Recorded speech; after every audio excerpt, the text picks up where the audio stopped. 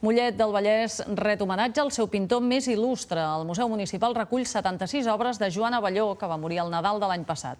L'artista va exercir sempre d'ambaixador del seu municipi, fent el que ell anomenava explosionisme i plasmant en les seves obres el Parc Natural de Gallecs, però també l'estació de tren i fets històrics de la localitat.